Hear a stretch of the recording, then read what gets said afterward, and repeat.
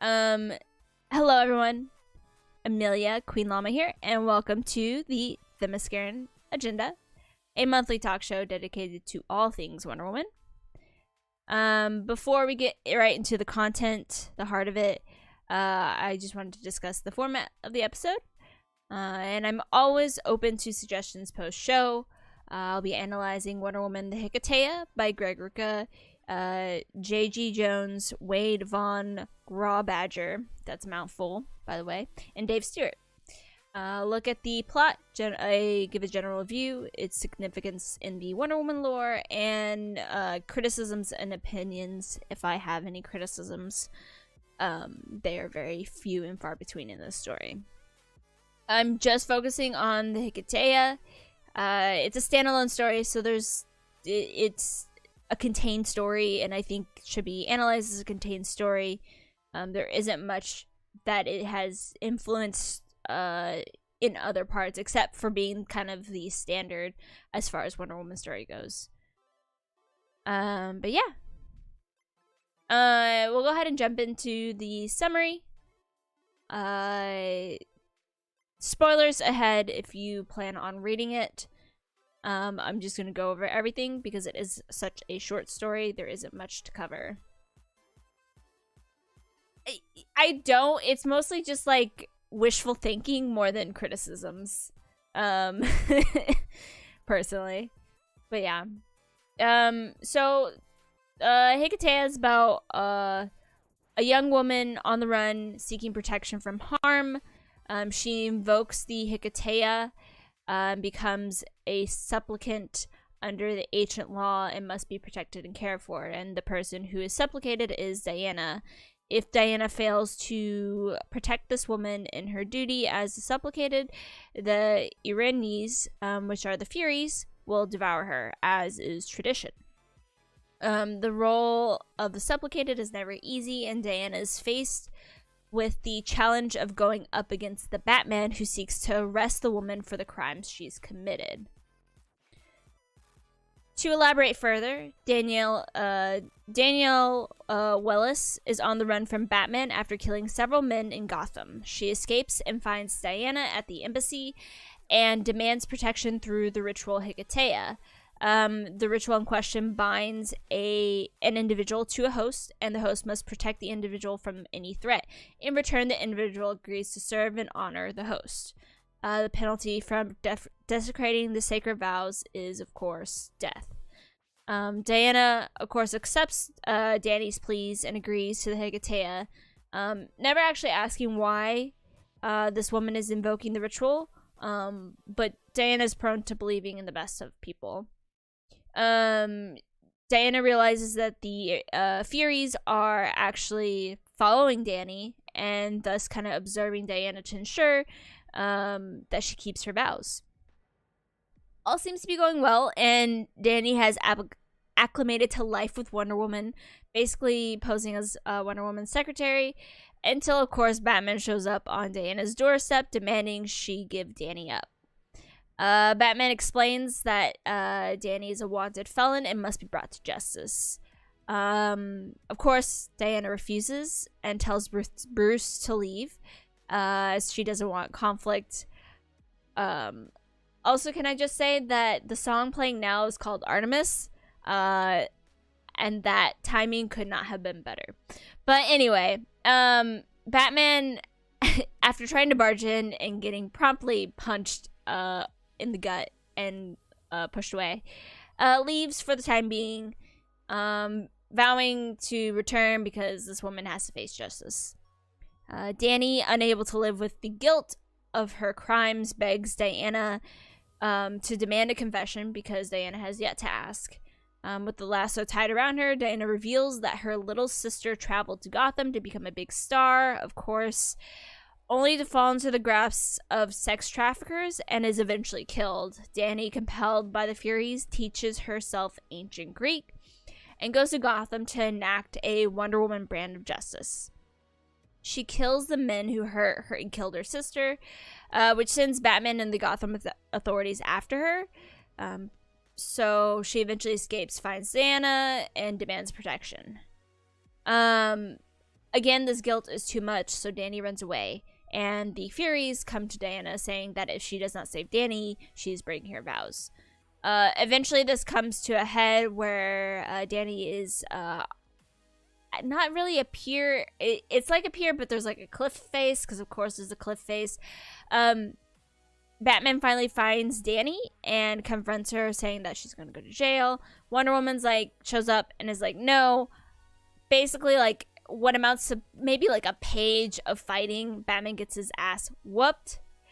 And that's when the famous Wonder Woman stepping on Batman scene comes about. Basically, Batman tries one more final like ploy and tries to become also tries to invoke Hiketeia, but Diana rejects his pleas. And basically tells Diana they're going to continue to come to blows unless a conclusion and solution is unless there's some kind of conclusion to Dany's fate. Dany decides that the only way out of the situation, the only way for Diana to stay true to her vows, and the only way for her to escape being arrested is to jump off the edge. So she jumps off the cliff face, and Wonder Woman is unable to save her. And essentially frees Diana from the vows of the Hiketeia by releasing her. In Dany's eyes, that was her way of... She believed that it was justice that these men died, and that she... Like, this was the just resolution, unfortunately. So it's very sad. It's a tragedy. And no one is happy in the end, least of all Wonder Woman. I don't know what happens to Batman afterwards. She just kind of, like, goes away. Wonder Woman's the only one who's left suffering. So it sounds awful when I explain it like that, but it's actually very dramatic and very compelling. But that's basically the whole of the Hiketeia. It's a Greek tragedy, in the truest sense, and I'll kind of go into more of how it actually is a Greek tragedy. I think that makes it very interesting as far as stories go, because it's very introspective.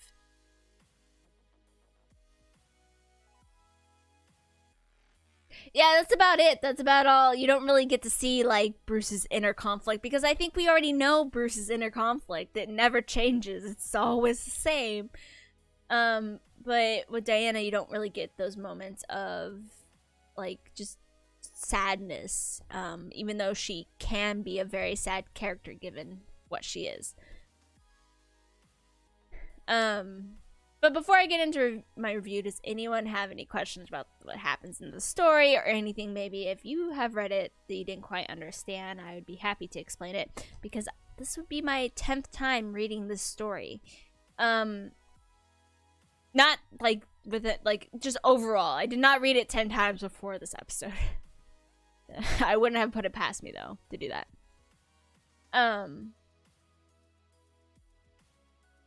So yeah, that's Hiketeia, and it's just flat out summary.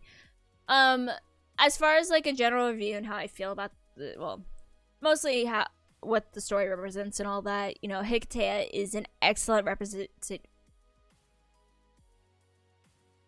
Yes, I've read it 10 times.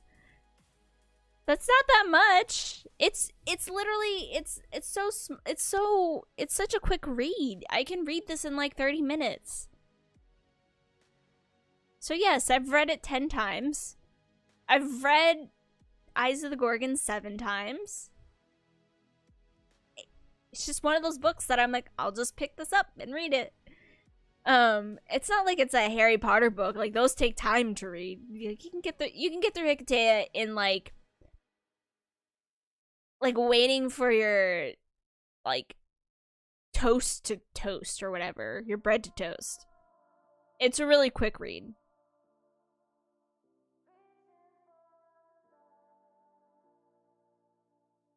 But yeah. And again,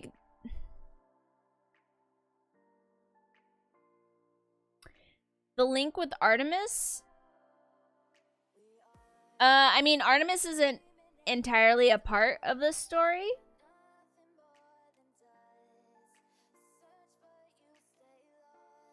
Exactly. It is one of the best Wonder Woman stories.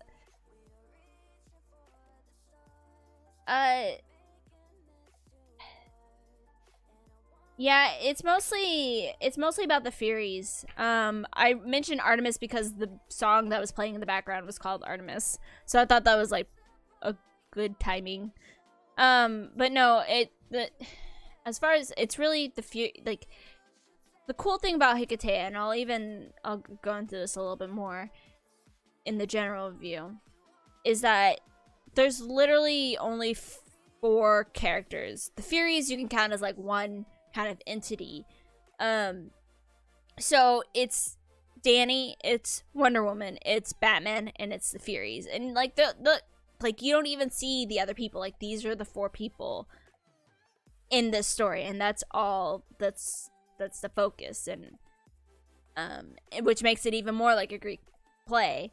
The Hiketeia is actually connected to Zeus, and Rucka explains this in the beginning of how, like, what is the Hiketeia ritual. So you don't actually need to know anything about Greek mythology beforehand, which I think is amazing. So it's you know, she talks about, Diana like mentions what happens when you break the vows. You know, how like other people in history have broken the vow of you know, being a host, and like betraying those that you're hosting. And it's like one of the biggest like no-nos in Greek mythology and Greek, like ancient Greece storytelling, is like you do not disrespect you don't disrespect your hosts, and you don't disrespect the people you're hosting. And breaking said like hospitality vows is punishable by death, by Zeus's law. So Hiketeia is, of course, I said it before, it's a Greek tragedy, and it's structured and written in the structure of a Greek play, specifically a Greek tragedy. It fits well into the idea of comic book heroes being this modern day mythological heroes, and the story explores what tragedy would look like for superheroes. At first, I thought it was deconstructing Greek tragedy, but it's merely a representation of it. I would say Rucka's the following Wonder Woman runs and stories break down the elements of Greek tragedy and writing by exploring actions and consequences. Because this is a one shot in a single story, it's not really, you don't really get to see like the consequences explored. And that's okay. That's the way a play is supposed to work, is like it ends and you're like, wow, man, I can't believe that ended that way. I want more.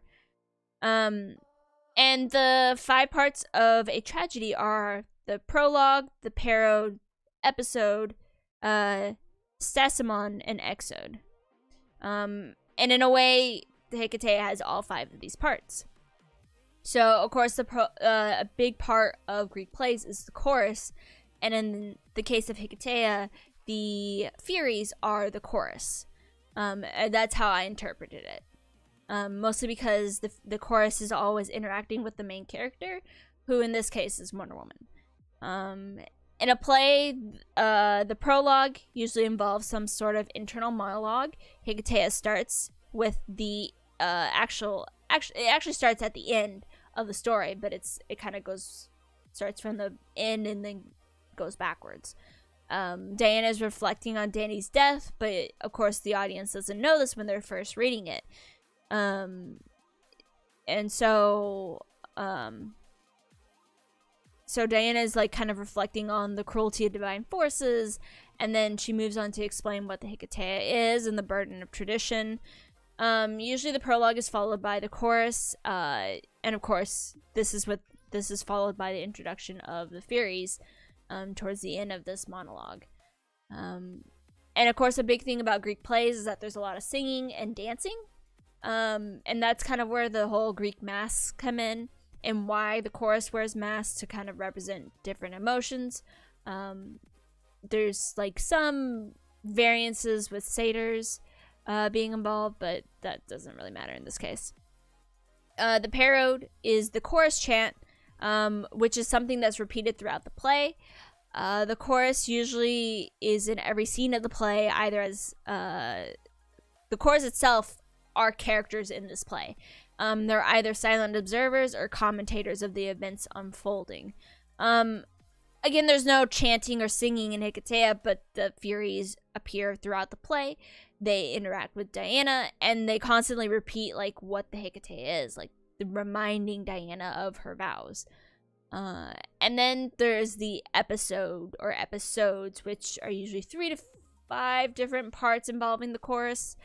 Diana and the Furies, I wouldn't say there's exactly 3 instances of them interacting, but Diana and the Furies interact on 2 main occasions, which I would consider episodes. The first one when Diana confronts the Furies, and the second part where the Furies warn Diana that Dani is escaping. It's very important. The reason I see this as a Greek play and a Greek tragedy is that there's direct confrontation between the chorus and the main character, which is Wonder Woman in this case. And I think that's pretty cool because it's like Diana's interacting with this character that doesn't necessarily have that can't, like, their role in this isn't going to change. They're always going to be this way, and there's nothing that the hero and the main character can do to change the minds of the chorus. They're just like this silent warning constantly throughout the play. So the Stacemon is when the chorus usually comments on the outcomes of the situations. And again, they usually comment on, like, the outcomes of, like, each act. And I feel that when the Furies appear before Dani, before she jumps, and kind of encouraging her to take the tragic leap, like, their constant, like, laughter and, like, goading, I feel like that's the Stacemon part. And even as Diana's trying to save Dani and flying down to Dani, that laughter continues. So usually the Stacemon is like some sort of conflict between the characters. So I that's how I interpret it. And finally the Exode, which is usually the final song of the play. And really that, to me, is just like Diana's final monologue and the last interaction with the Furies, which is basically them just turning their back on Diana and just kind of leaving because they're, whatever they had come for is done. So yeah, that's how I see that. That's how I break down the Hiketeia, and that's how I understand it. And that's, to me, what makes it so unique as a story, is because you can break it down into these. It's not quite like, it doesn't quite fit in the box of a Greek play, but it's pretty damn close. And I thought, kind of reading this again for like the 10th time, you kind of like see that more. The primary focus of the Hiketeia is not the conflict with Batman or Dani's fate or even Diana's actions. It's Diana's interactions with the fate. Sorry, not the Fates. The Furies. The Fates are a different trio of ladies. That this is the focus of the story. Diana is well aware of the tragedy that might result from the whole situation and knows what happens when the Furies appear anywhere, really, because they're just like, they're beings of revenge. Nothing good can come out of revenge. And again, that's why this story is so interesting, because it's like observing a single story that has no effect on the rest of the world. It's just one tragic tale on a tapestry of many tragic tales. Dani's death ultimately has no meaning other than to further the main character's suffering, which is awful when you think about it. It's like fridging someone, but You know, it's just the reality of the thing. You know, it's this rule of nature versus rule of law that fuels this primary conflict between the characters. These ancient traditions are forced onto, are forced onto Wonder Woman, forced onto Danny, who decided to take them up, and really leaves them at the mercy of the pantheon, the gods that created them. Rule of law really has no power over divine emotions. And this is something that I think Rucka likes to explore in his Wonder Woman stories. Diana and others exist in a world where the pantheon does whatever they want to do because they can. They're vain, they're ugly, the pantheon are not good people. And Diana kind of understands this and still continues to fight for what she understands to be just and true. But again, it's also about her journey to find that truth and justice. To further emphasize the idea of the Hiketeia as a Greek tragedy, you have Batman. And I know I haven't really talked about him much because, again, he in my mind plays such a small role in the whole thing. And Batman represents the rule of law and the rule of man. Euripides, who's one of my favorite Greek playwrights, often writes about women and the tragedy that befalls them for confronting their husbands or society. Medea, one of Euripides' plays, explores... I say specifically by Euripides because a lot of these playwrights kind of explore the same characters, but they take a different take. But I think Euripides does it right. Medea explores barbaric tradition in the face of civil law. Electra similarly explores just punishment against divine punishment.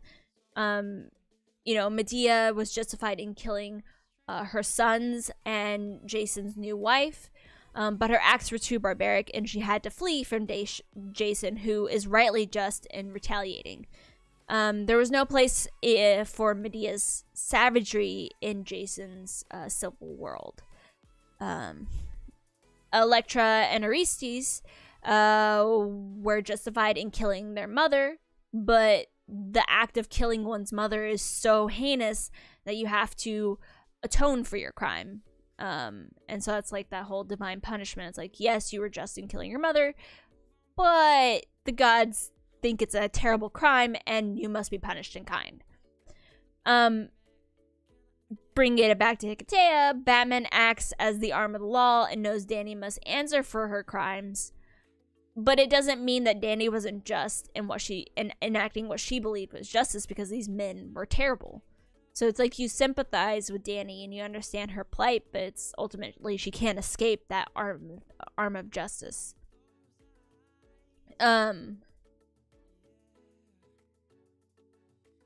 So where does Diana fit into all of this? Because she's not a Medea, she's not an Electra, she's not a Jason. Thank God. Jason is absolutely awful in that play.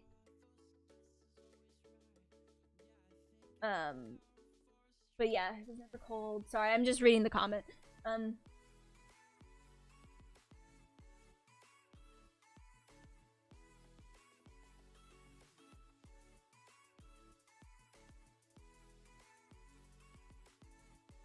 Much.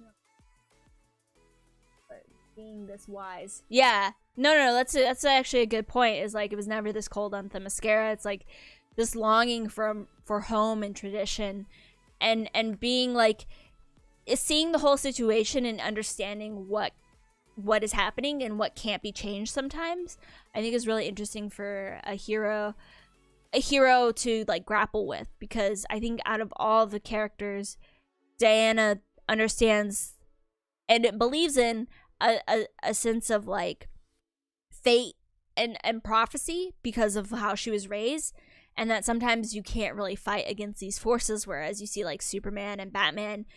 Superman fights fate because he is Superman. You know, he can literally do whatever. And Batman fights fate because he's the dude that's going to get in the dirt and fight against it no matter what. So again, you know, Diana isn't a Medea in this situation. She's not exactly committing any crimes. Diana exists at the heart of this because her existence, in a way, fuels Dany's actions. Dany was misguided and believed that doing what she did was honoring Diana when in reality it wasn't. The laws which govern Diana have no place governing man's world and governing us. And, Diana comments on that towards the end. It's like, these are laws that existed thousands of years ago. And, it was never this cold on Themyscira. It's sometimes the reality of her home doesn't fit in the reality of this world. And that's what Diana's always fighting. That's the struggle that Diana always faces in Rucka's comics. Diana is still made to suffer and bear witness to the conflict that comes about from her existence. If I could draw a comparison, you can see how Hiketeia is similar to the Phoenician women or the Bacchae by Euripides, but the Bacchae is specifically the Bacchae is introspection into the duality of nature. But I feel that Rucka intentionally made sure Diana was like her own character, not really like she wasn't going to be Jason in this situation. It wasn't going to be Medea or like whoever in the play, because she is her own Greek hero and her own Greek character, existing in a world where all these other Greek heroes have existed, which I think is always such a fun idea. So yeah, that's kind of like my general view of how I feel and like the significance of the story and to the character and kind of what it brought forth. Before I jump into some of the other parts, does anyone have any questions, comments? John,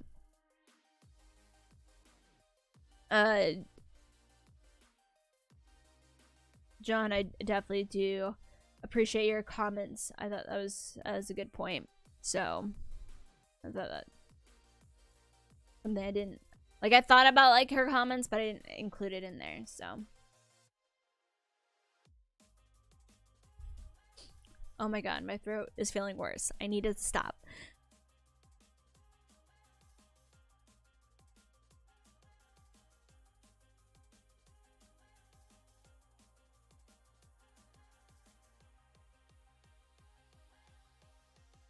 Okay.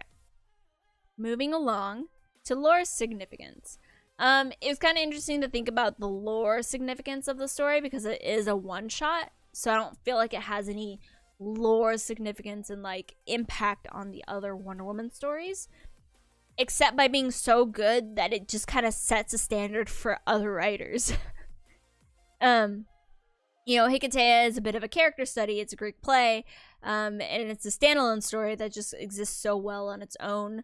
Batman and Wonder Woman's fight doesn't have comic verse implications. Batman isn't referencing the story. Excuse me. Oh, excuse me.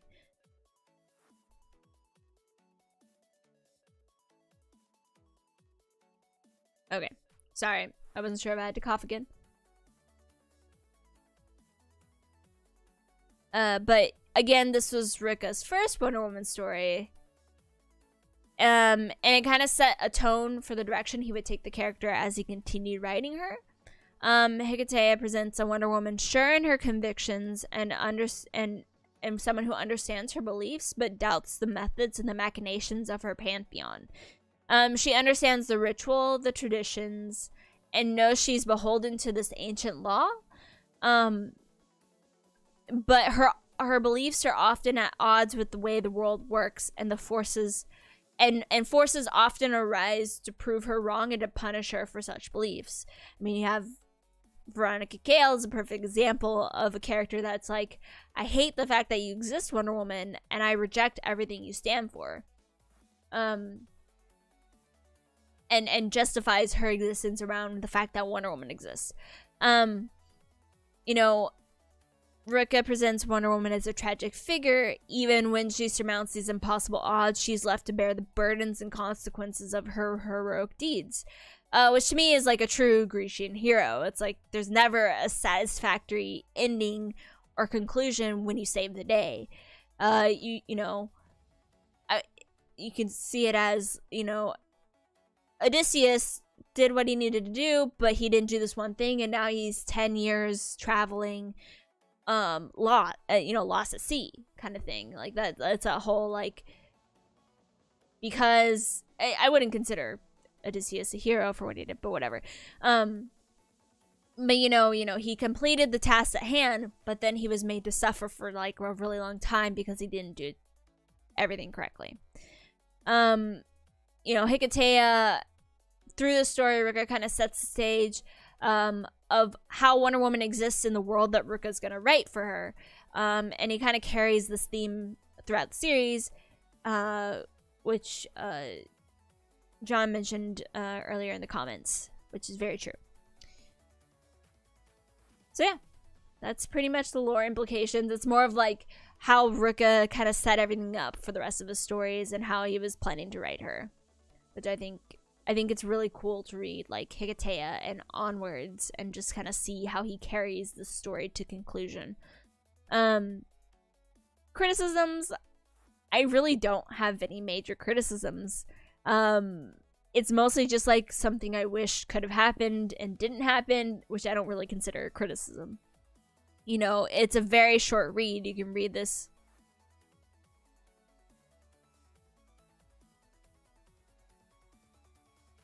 That's a hot take. Yeah, I mean, if you could consider it being so short a criticism, I guess it's not really. It's really just a solid story in my eyes. You don't see Diana struggle with the outcome of this. You kind of get like a little bit of an epilogue where she's doing this monologue, and that's about it. I would have liked to see Diana and Bruce kind of still have this like you got in my way kind of situation. And see how they figure out where they stand as friends, allies, or even enemies. But of course they weren't going to do that. Again, this is all wish fulfillment, not so much criticisms.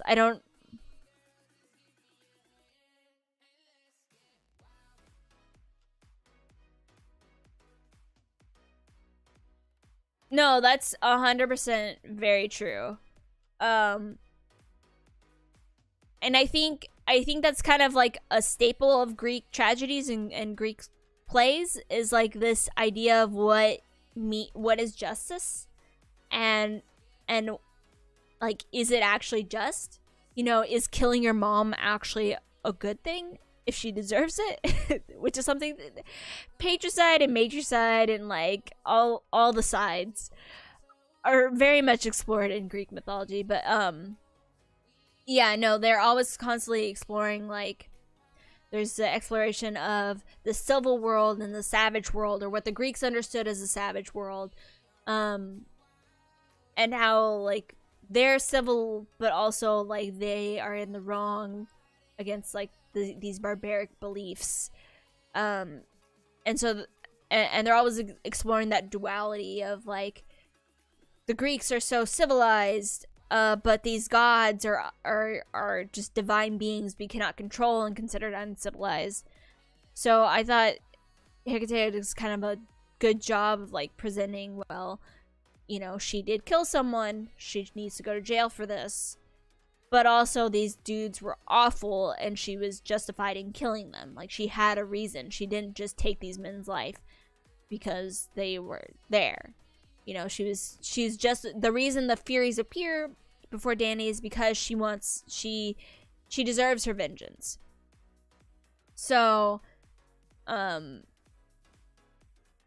like there's no clear-cut line on what is considered just. It's just Batman understands what Batman has his idea of justice, and Wonder Woman has her idea of justice, and they're both right in a way, but they're also both wrong in a way. And Batman can't see any other way than his own way, and that's why they fight. So yes, that is very true. It's all very questionable. Even though in my mind, Danny was right and didn't deserve any of this. But that's just me. So. But finally moving on to my personal feelings about the story, which I feel like we got we got across pretty well throughout the whole thing. It's mostly just kind of a reflection. You know, it's like, how can you not love...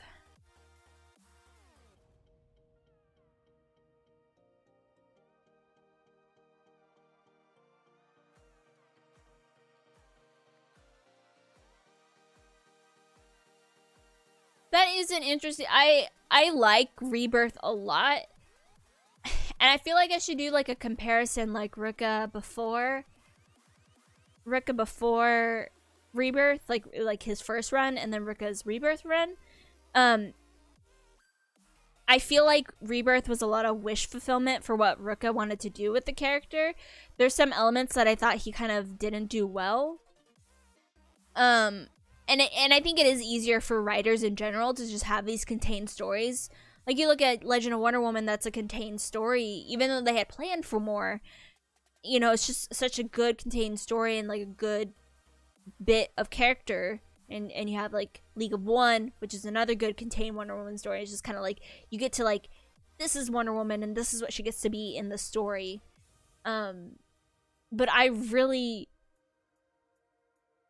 I mean, I definitely love Rucka's first run more than I love Rebirth.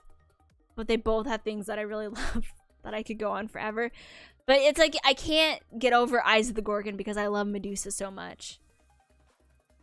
And I think Diana's daughter will be awesome. I'm a little nervous because I'm like, what are they gonna explore? Like, what's that about? But also, like, just give me Rucka, just keep writing Wonder Woman. So it's like, I like that in all of his runs that he gets to explore kind of this journey of the hero and this Wonder Woman's journey and how it can be different every time. And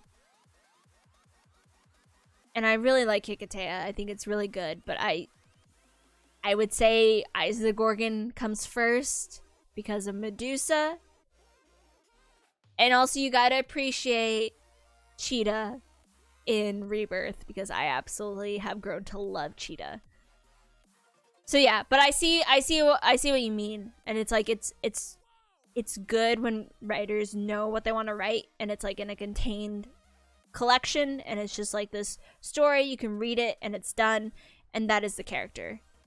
But I also feel like we need to like explore the characters across stories. Traitor? Saying I like Eyes of the Gorgon is not even some, like, you should expect this by now. Like, Eyes of the Gorgon is amazing. And Rebirth is good too. I think it's, he's a different writer now. Like, his writing has changed. That happens.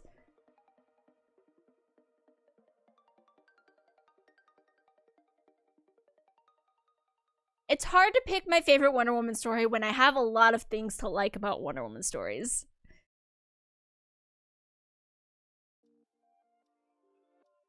But yeah. I mean, I still love Hiketeia. I'll always, like, I've read it more than anything else. Like, that's saying something. You know, there's nothing not to love about Hiketeia. It's like Wonder Woman completely and utterly owns Batman. He's not the good guy in this situation, and his reasoning and justifications isn't all that sympathetic in my opinion. You know, it puts Batman in his place against gods, you know, like, kind of thing. Again, and even more, he tries to submit himself to Wonder Woman. Like, hello, like 10 out of 10, best story ever. You know, like, Rucka, like, within a couple pages shows, like, this is Batman's place in the world. This is the difference between Wonder Woman and Batman. And I think that's a lot of fun. You know, Bruce doesn't stand a chance. And I'm glad that Batman is, like, this fallible character in the story. It's like he's not this perfect detective that's gonna solve the situation and win in the end. It's like everyone loses in the end. And of course, Diana stepping on Batman. How can that not be the most iconic thing to ever happen in the history of things to happen? You know, every time I read Hiketeia, and this is the same with Eyes of the Gorgon, like those two stories I just always come back to. You know, I find something new to appreciate through like this reread in preparation for this episode. I never really like realized how Rucka just basically goes and explains every part of the Greek mythology that is influencing this book. Essentially, it's like he explains what Hiketeia is, he explains who the Furies are, he explains why everything's so sad. You know, and it's in that explanation that I think allows people to appreciate the story, even if they don't necessarily know what the Hiketeia is. You don't need to like be this Greek mythology buff to know who the Furies are and stuff like that. You know, the tragedy is placed before your eyes as you read, and I think that's why it's so brilliant. It's like you know this isn't gonna end well, even if you haven't read it before. It's like, you know, this is gonna be a sad story by the way it starts. You know, heroes are all about defeating impossible odds and being unwilling to accept the forces that might be out of their control. You know, they seek to exert their own control and will on fate and like these other supposed divine factors. Diana understands that she cannot control human emotions nor their actions. She can only hope to change the hearts and, you know, seek to understand the truths of the world. That's what she's always seeking, the truth.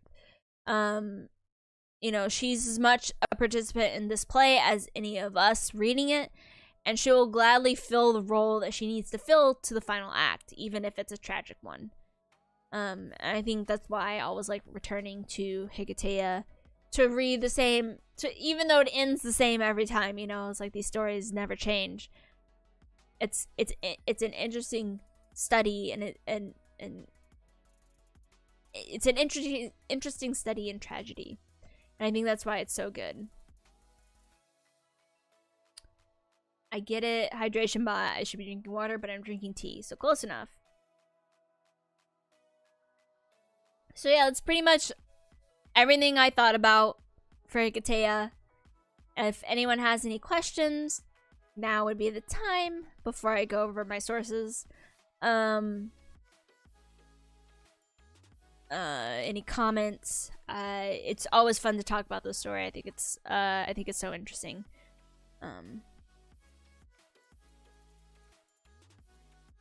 But yeah, that's pretty much it. This was actually super easy to write because I was like, I already know what I want to say. I would say Eyes of the Gorgon was harder to write than this. But yeah, that's pretty much it. As far as sources go, it's of course the book itself. And excuse me. Sorry, guys.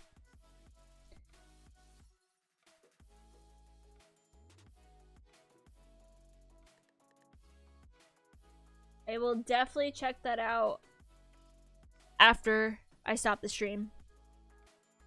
But yeah, and as far as sources go, I did kind of look up Greek play structures because it really, like, reading this really got me thinking about it. So I want to like really understand what makes like the different parts of a Greek play, specifically a Greek tragedy. So that was another source that I referenced.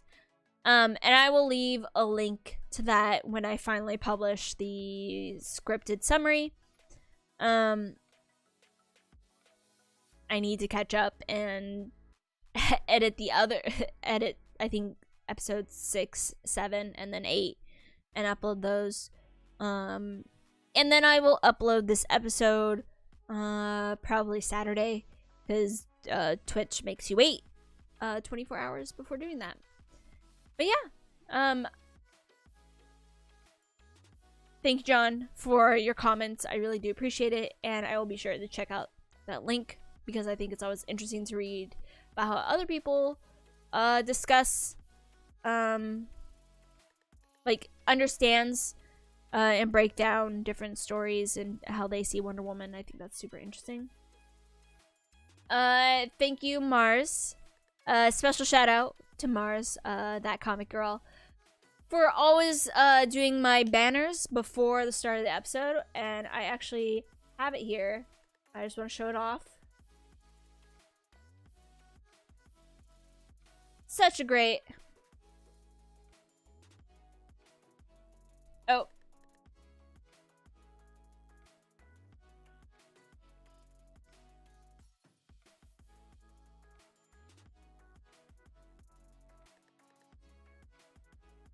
I just realized. Sorry.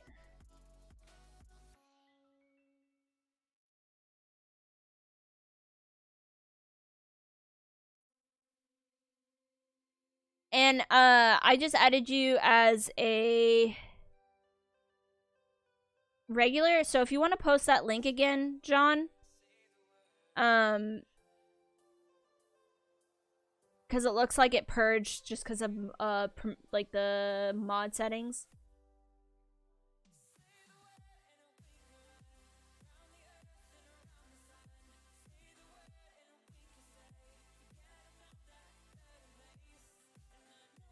If not,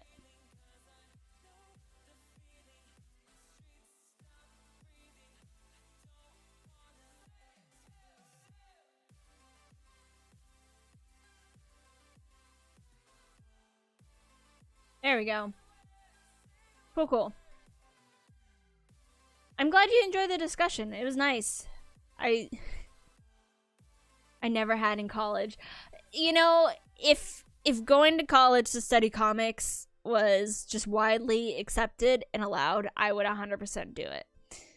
I think we need these important conversations about comics, especially about Wonder Woman comics, because I feel like not enough people talk about Wonder Woman, but that's just me.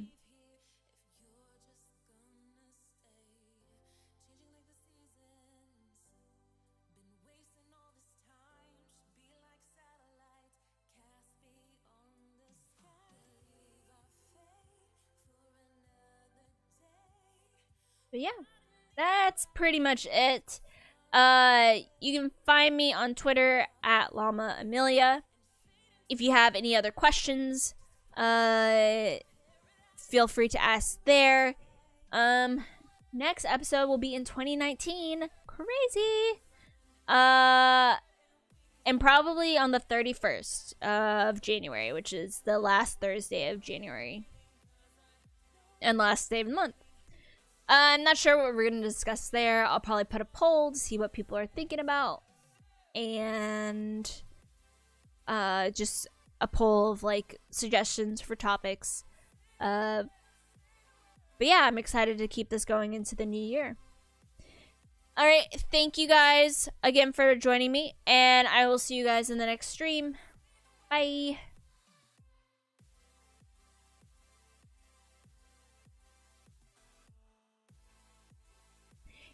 Okay. It really is peak aesthetic. Alright. Peace, y'all.